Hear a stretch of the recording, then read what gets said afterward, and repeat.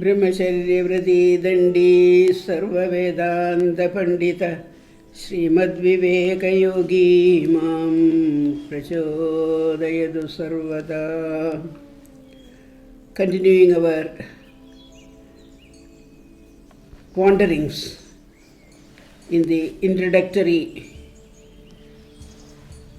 expressions of Swamiji, we find that science of Raja Yoga, he says, proposes to put before humanity a practical and scientifically worked out method of reaching truth. Reaching truth, can say realizing truth, self-realization. Raja Yoga step may appear slippery because it's a very, very steep ascent. As I said, we are now seeing already the towers of Jnana Yoga. And these last steps are very, very steep and slippery. If not careful, one is likely to fall into the traps of temptations. What are the slipperiness due to here? One attains some siddhis through Raja Yoga because he starts getting control over himself, and with that control he gets some control over nature. So the minute the Raja Yogi discovers that he has become a little more powerful person and he has power over the nature, the ego starts bulging up.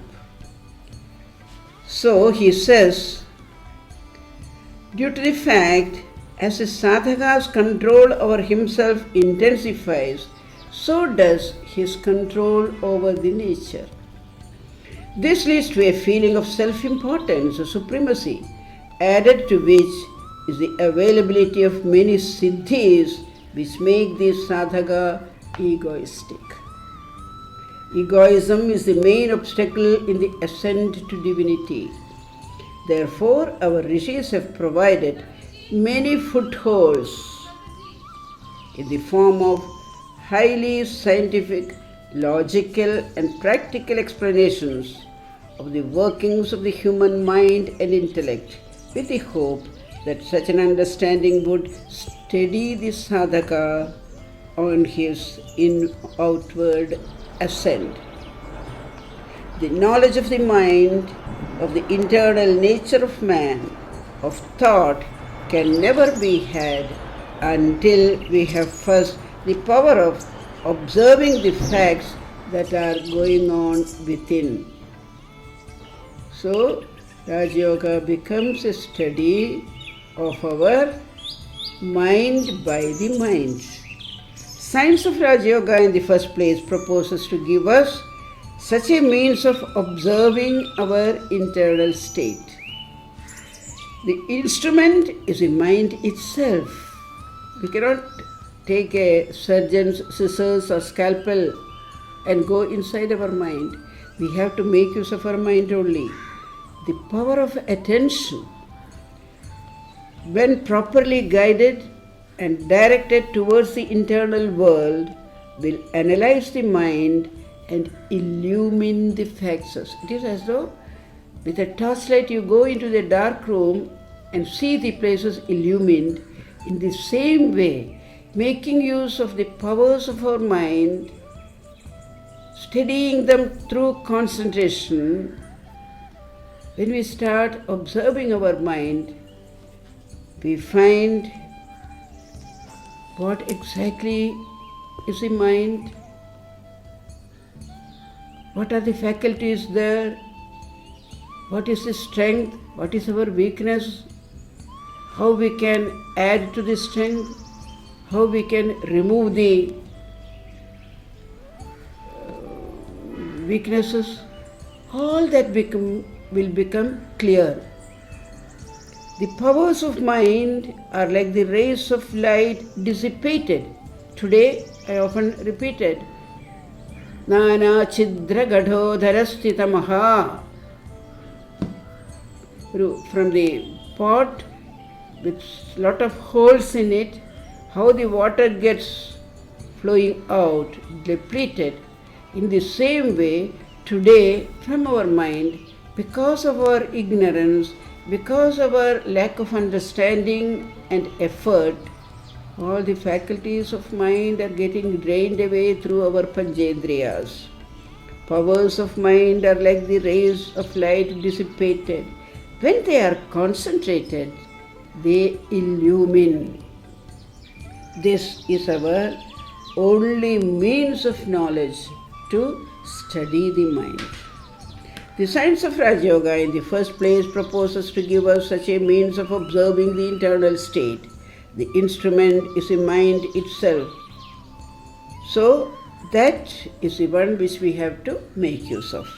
To turn the mind as it were inside, stop it from going outside, and then to concentrate all its powers and throw upon the mind itself in order that it may know its own nature, analyze itself, is a very, very hard work, something which we have not done at all, we have not been trained. So even when we tell our students, concentrate, attention, we never mean the inside part. We always ask them to attend to what the teachers say or the elders say, like that. So we have never been trained like that. So it is a very hard work. Yet that is the only way to anything which will be a scientific approach to the subject of mind observation. What is the use of such knowledge? Why should I take the trouble of studying the mind, etc.? That will be a question, naturally. In the first place, knowledge itself is the highest reward of knowledge. And secondly, there is also utility in it. It will take away all our misery. If this was not there, people would not have studied Raja Yoga or any yoga for that mind. Because all that we are fully aware about ourselves is our miserable life. Misery. Wherever we turn, it is misery, misery, misery.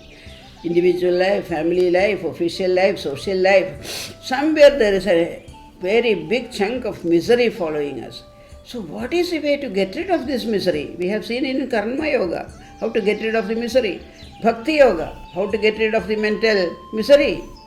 So now, with this mind, which needs a little more purification, so that all the vestiges of misery get evaporated from it, with that mind only we can enter the portals of Bhakti Yoga.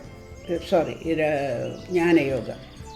So, that is one aspect. Secondly, Nahi jnanena sadrisham pavitramiha vidyate. Bhagavan says in the Bhagavad Gita, if there is one thing in the whole of this universe which is absolutely pure and rewarding, and that is knowledge. Pavitramiha vidyate. Pure knowledge is the best of the achievements or wealth which you can possess. So, knowledge itself is the reward of knowledge.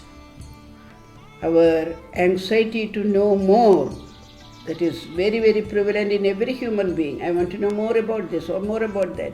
So, if only we knew how to turn this jijnasa inward, then we are stepping into the portals of Jnana Yoga.